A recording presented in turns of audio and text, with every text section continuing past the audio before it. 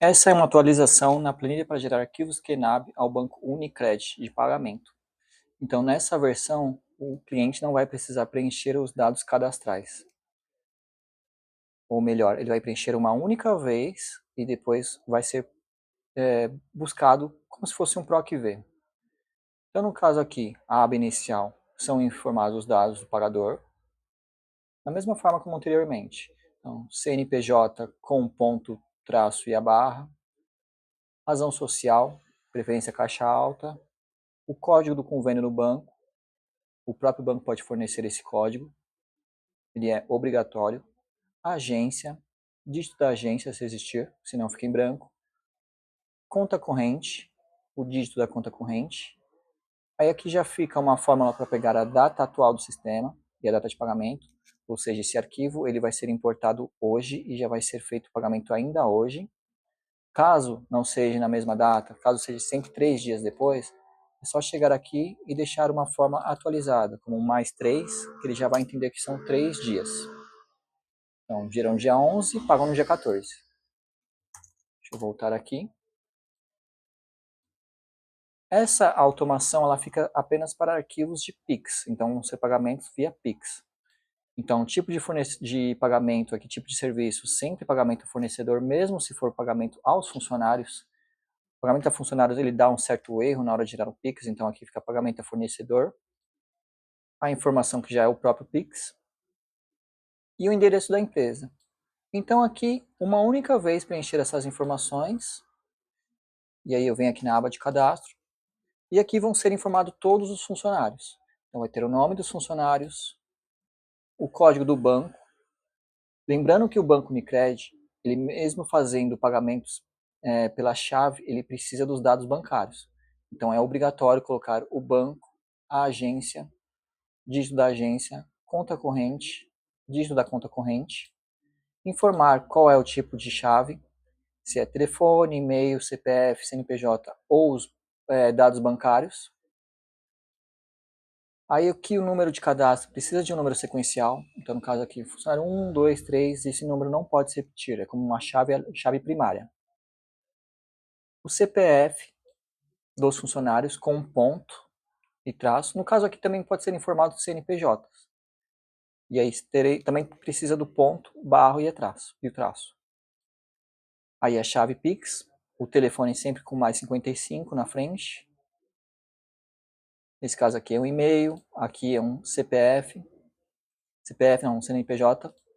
E o CPF e CNPJ nesse caso, ele não precisa do ponto, ele não deve ir com ponto, apenas os números.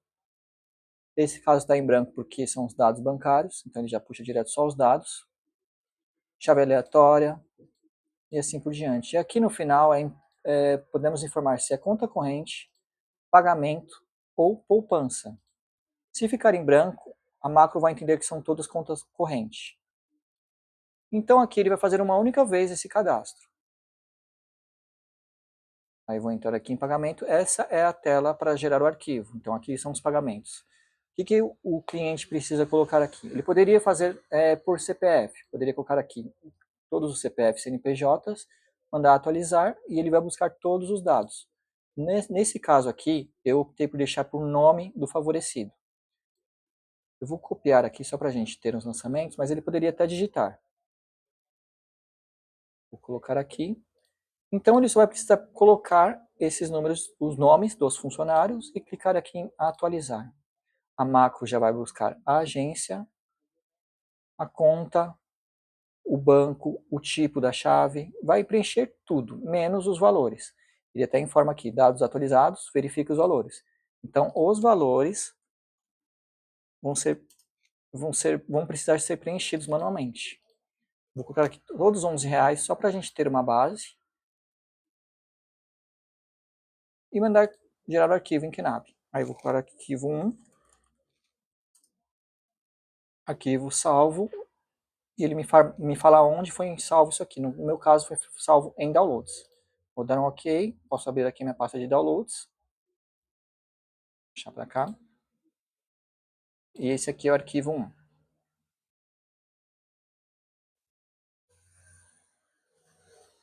.240 posições em todas as linhas. Esse arquivo está pronto para ser importado e efetuado o pagamento. Voltando aqui na minha planilha, voltando aqui na minha aba de pagamentos, se eu clicar no botão apagar, ele vai limpar tudo. Digamos que são os mesmos funcionários sempre, então eu poderia mantê-los aqui. Ctrl Z não vai funcionar, mas eu vou copiar e deixar aqui. Vou mandar atualizar. Poderia ficar dessa forma, e aí todos os meses só chegar aqui e preencher. Digamos que tem um funcionário número 5, esse funcionário aqui ele não vai ter lançamento, vai ser zerado. Não pode deixar zero aqui no valor. Não pode ficar dessa forma. Eu teria que excluir essa linha. Então eu tiro essa linha, e no mês seguinte, se voltar, eu coloco aqui o funcionário número 5. Voltando aqui na aba de cadastro. Digamos que, como eu disse, os dados bancários são obrigatórios. Digamos que eu tenha esquecido de colocar a agência em um funcionário. Esse é o funcionário número 5. Digamos que eu esqueci de colocá-lo aqui. Eu tinha até deletado, deixa eu falar novamente. E o funcionário número 5 está aqui. O que eu vou fazer aqui? Na hora que eu mandar atualizar, ele vai buscar os primeiros. Na hora que ele chegar no número 5, ele vai entender que não tem agência. Aí ele informa aqui, faltou informar a agência no cadastro do favorecido número 5. Vou dar OK e vai parar na macro. Por quê? Eu preciso corrigir o número 5. Tenho que vir aqui no cadastro, colocar a agência dele, volta aqui em pagamentos e mando gerar novamente, para que ele busque todos.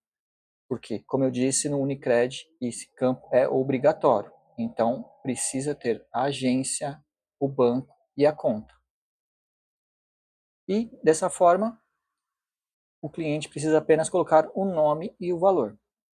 Como eu disse, ele poderia optar por CPF, CNPJ, qualquer campo que ele quisesse, ele poderia utilizá-lo para gerar esses cadastros automáticos. Mas no caso ele optou pelo nome, então fica dessa forma.